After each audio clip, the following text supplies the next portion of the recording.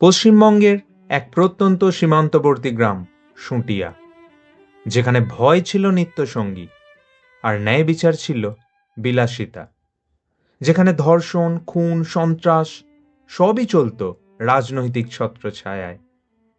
ঠিক সেই জায়গাতেই একদিন রুখে দাঁড়ালেন এক সাধারণ স্কুল শিক্ষক। হাতে না ছিল কোনো অস্ত্র, না কোনো রাজনৈতিক ক্ষমতা, ছিল শুধু সাহস, নৈতিকতা আর অন্যায়ের বিরুদ্ধে দাঁড়ানোর দৃঢ় সংকল্প। তাঁর নাম বরুণ বিশ্বাস। এই প্রতিবাদের মূল্য তাঁকে দিতে হয়েছিল নিজের জীবন দিয়ে। 2012 সালের এক সন্ধ্যায় গুলিতে ঝরে যায় তার প্রাণ, কিন্তু থেমে যায়নি তার গল্প।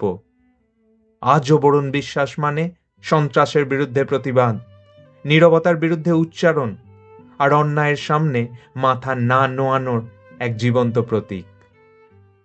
আজকের এই ভিডিওতে আমরা জানব বরুণ বিশ্বাস কে ছিলেন, কেন তিনি হয়ে উঠেছিলেন অপরাধীদের সবচেয়ে বড় আতঙ্ক, আর কেন তার মৃত্যু আজও আমাদের বিচার ব্যবস্থা ও সমাজকে প্রশ্নের মুখে দাঁড় করায়।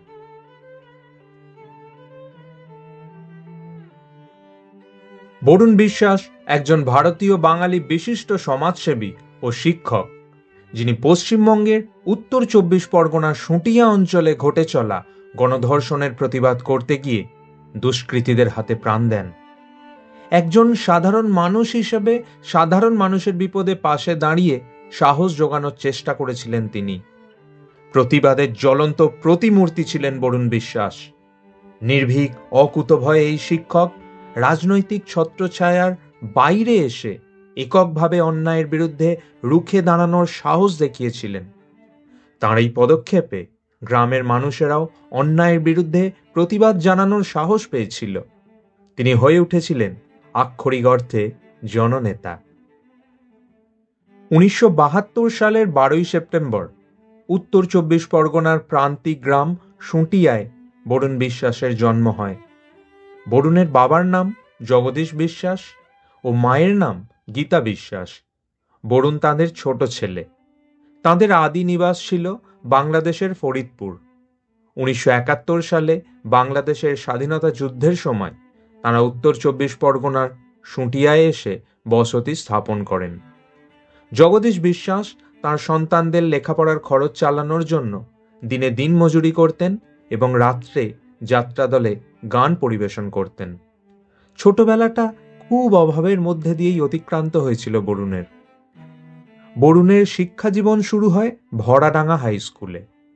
এখান থেকে তিনি মাধ্যমিক পরীক্ষায় উত্তীর্ণ হন। এরপর খাতড়া হাই স্কুল থেকে উচ্চ মাধ্যমিক এবং গোবরডাঙ্গা হিন্দু কলেজ থেকে স্নাতক হওয়ার পর কলকাতা বিশ্ববিদ্যালয় থেকে স্নাতকোত্তর ডিগ্রি লাভ করেন। নিউ ব্যারাকপুরের বিটি কলেজ থেকে বিএড করেন তিনি। সাধারণ মানুষের জন্য কাজ করবেন বলে শিক্ষকতার কাজ বেছে নেন তিনি। 1998 সালে কলকাতার বিখ্যাত শিক্ষা প্রতিষ্ঠান মিত্র ইনস্টিটিউশনের শিক্ষক হিসাবে কর্মজীবন শুরু করেন এবং মৃত্যুর দিন অবধি তিনি ওই প্রতিষ্ঠানেই শিক্ষক হিসাবে নিযুক্ত ছিলেন। শিক্ষক হিসেবে বাংলা ভাষার প্রতি ছাত্রদের আকর্ষণ বৃদ্ধি করার উদ্দেশ্যে ছাত্রদের পাঠ্যক্রমের বাইরেও পড়াতেন তিনি। বরুণ বিশ্বাস সকলের কাছেই প্রিয় শিক্ষক ছিলেন। নিজের কর্মক্ষেত্রে প্রধান শিক্ষকের অনৈতিক কাজের বিরুদ্ধেও প্রতিবাদ করতেন তিনি। বরুণ বিশ্বাস ছিলেন একজন নির্ভীক প্রতিবাদী যুবক ও সমাজসেবী। নিজের গ্রামে বিনা পারিশ্রমিকে ছেলে মেয়েদের তিনি পড়াতেন। গ্রামের গরিব ছেলে মেয়েদের নিজের বেতন থেকে বই খাতা ও স্কুলের পোশাক কিনে দিতেন। বাড়ি বাড়ি গিয়ে খোঁজ নিতেন সকলের লেখাপড়ার। গ্রামের মানুষের বিপদে পাশে দাঁড়াতেন। টাকার অভাবে কারো মেয়ের বিয়ে হচ্ছে না, তাকে সাহায্য করতেন। কারো চিকিৎসার জন্য টাকা প্রয়োজন, তাকে অর্থ দিয়ে সাহায্য করতেন। অসহায় দরিদ্র মানুষের তিনি নিজের বেতনে টাকা দিয়ে চাল ডাল কিনে দিতেন। শুঁটিয়া গ্রামের মধ্যে দিয়ে বয়ে গেছে ইছামতি ও যমুনা দুটি নদী। প্রতি বছর বর্ষায় এই দুই নদী সৃষ্ট বন্যায় শুঁটিয়া, গাইঘাটা, বনগাঁ অঞ্চল ভেসে যেত। প্রশাসনের তরফ থেকে ত্রাণসহ বাঁধ তৈরি করার জন্য অর্থও বরাদ্দ হতো, কিন্তু রাজনৈতিক ব্যক্তিদের দখলদারিতে সেই অর্থ, ত্রাণ কোনো কিছুই সাধারণ মানুষ পর্যন্ত পৌঁছাতে পারত না, এবং স্থানীয় ইটভাটার মালিকরা অবৈজ্ঞানিক উপায়ে মাটি তুলে নেয়ার কারণেও ইছামতি ও যমুনার বহন ক্ষমতা হ্রাস পাচ্ছিল। এই ঘটনা প্রতি বছর চক্রাকারে আবর্তিত হতো। বরুণ সেই চক্রের বিরুদ্ধে রুখে দাঁড়ান, পাশে পান অসহায় গ্রামবাসীদের। বরুণ সুটিয়া গ্রামের মধ্যে দিয়ে একটি খাল কাটার দাবি জানান, নিজে খালের একটি নকশা পর্যন্ত তৈরি করেন।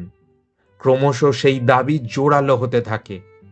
রাজনৈতিক ব্যক্তিত্বরা প্রথম দিকে তার পরিকল্পনায় কোনোরূপ আগ্রহ প্রকাশ করেননি, কিন্তু ক্রমাগত আন্দোলনের চাপে রাজনৈতিক নেতৃত্ব গ্রামবাসীদের দাবি মেনে নিয়ে গ্রামের মধ্যে খাল কাটার প্রস্তাব মেনে নেন। 1990 দশকের শেষের দিকে সুটিয়া অঞ্চলে একদল রাজনৈতিক মদতপুষ্ট দুষ্কৃতীদের দৌরাত্ম্য বৃদ্ধি পায়। এরা সংলগ্ন বাংলাদেশ বর্ডার অঞ্চলে বহু অসামাজিক কাজের সঙ্গে যুক্ত ছিল। শুধু তাই নয়, এলাকার যুবতী মেয়েদের বাড়ি থেকে তুলে নিয়ে গিয়ে ধর্ষণ করা হতো। ফলে এলাকায় একটা ত্রাসের আবহ তৈরি হয়।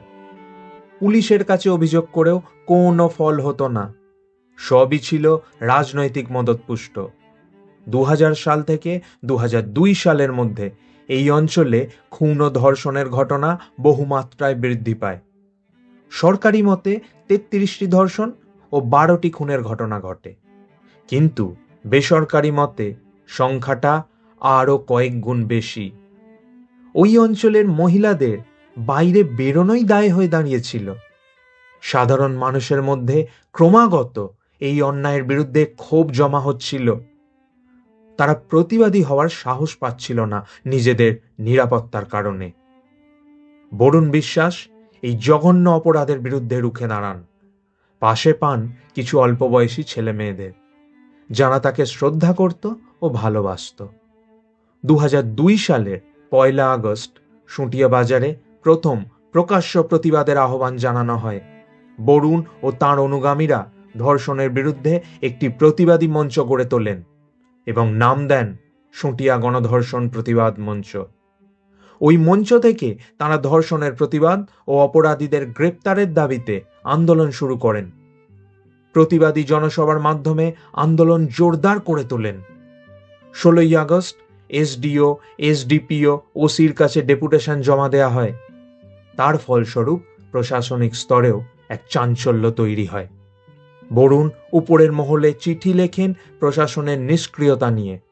পুলিশের ওপরের মহলে খবর যায়। রাজ্য মহিলা কমিশনের সদস্যরা সুটিয়ায় এসে ধর্ষিতা মহিলাদের সঙ্গে কথা বলেন। সেই সাথে বরুণের অনুগামীরা ধর্ষিতাদের পুলিশে খবর দিতে ও মনোবল বাড়াতে সাহায্য করতে থাকে। বরুণের আন্দোলনের জেরে ওই অঞ্চলের সমাজ বিরোধীরা গ্রেপ্তার হতে থাকে। এর সূত্র ধরেই একদিন ওই অঞ্চলের রাজনৈতিক নেতা সুশান্ত চৌধুরীকে গ্রেপ্তার করা হয় এই গণধর্ষণ কাণ্ডে।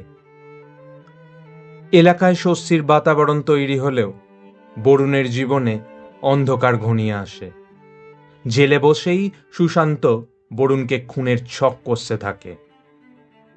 2012 সালে 5 জুলাই সন্ধ্যায় গোবরডাঙ্গা রেল স্টেশন সংলগ্ন গাড়ি পার্কিং লটে বরুণ বিশ্বাসকে কেউ পিছন থেকে গুলি করে। গুলিতে আহত হয়ে দীর্ঘক্ষণ সেখানে পড়ে থাকেন তিনি। পুলিশ কেস ও রাজনৈতিক নেতাদের ভয় বরুণকে কেউ হাসপাতালে নিয়ে যায়নি। দীর্ঘ সময় রক্তক্ষরণের ফলে বরুণের মৃত্যু হয়। পরের দিন ভাড়াটে খুনি সুমন্ত দেবনাথ ওরফে ফটকে, দেবাশিস সরকার, বিশ্বজিৎ বিশ্বাস ও রাজু সরকার ধরা পড়ে। তারা পুলিশি জেরায় স্বীকার করে যে তারা ধর্ষণের ঘটনায় যাবজ্জীবন সাজাপ্রাপ্ত সুশান্ত চৌধুরীর নির্দেশে বরুণকে খুন করেছিল। কিন্তু বরুণের পরিবারের দাবি, বরুণের খুনের পিছনে আরও অনেক বড় নেতার মস্তিষ্ক কাজ করেছে। এই ঘটনা পশ্চিমবঙ্গের রাজ্য রাজনীতিতেও এক বিরাট প্রভাব ফেলেছিল। বরুণের মৃত্যুতে 40,000 মানুষের জমায়েত হয়েছিল। তারা সকলেই বরুণের অপরাধীদের শাস্তির দাবিতে সোচ্চার হন। এলাকার মহিলারাও প্রতিবাদে সামিল হন। তারা ওই অঞ্চলের পুলিশ ফাঁড়ি ভেঙে গুঁড়িয়ে দেন। পরিস্থিতি জটিল হওয়ার আগেই মুখ্যমন্ত্রী সিআইডি তদন্তের নির্দেশ দেন। কিন্তু আজও বরুণ খুনের ষড়যন্ত্রকারীদের শাস্তি হয়নি। এই খুনের মামলা এখন বনগাঁ কোর্টে বিচারাধীন। যারা বরুণকে খুন করেছিল তাদের মধ্যে 2 জন ফেরার। একজন নাবালক ছিল, তার জুভেনাইল কোর্টে বিচার হয়েছে, সে এখন জেলে। আর বাকিদের এখনো কোর্টে কেস চলছে। যারা বরুণের মৃত্যুর প্রতিবাদে দোষীদের শাস্তির জন্য আন্দোলন করেছিল তারাও আজ কোথায় স্তিমিত হয়ে পড়েছে। প্রতি বছর শুঁটিয়ায় বরুণ বিশ্বাসের মৃত্যুদিনে একটি স্মরণ সভার আয়োজন করা হয়। এই সভা থেকে বরুণের হত্যার মামলার দ্রুত নিষ্পত্তি করার জন্য আবেদন জানানো হলেও এখনো সেই মামলার ফয়সলা হয়নি। 2013 সালের আগস্ট মাসে পরিচালক রাজ চক্রবর্তী প্রলয় বলে একটি চলচ্চিত্র নির্মাণ করেন, যা বরুণ বিশ্বাসের জীবনের উপর আধারিত বলে মনে করা হয়।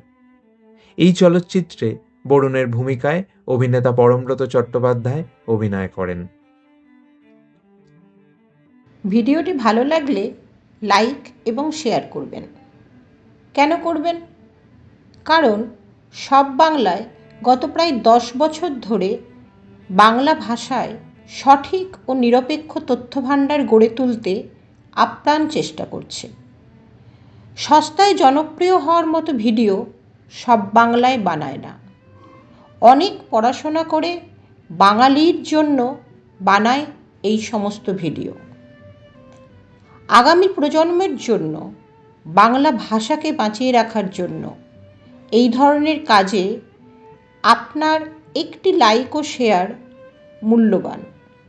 কারণ এভাবেই আমরা প্রমাণ করতে পারি সস্তার জনপ্রিয়তা নয়, বাঙালি সুস্থ সংস্কৃতির পাশে চিরকাল ছিল, আছে, থাকবে।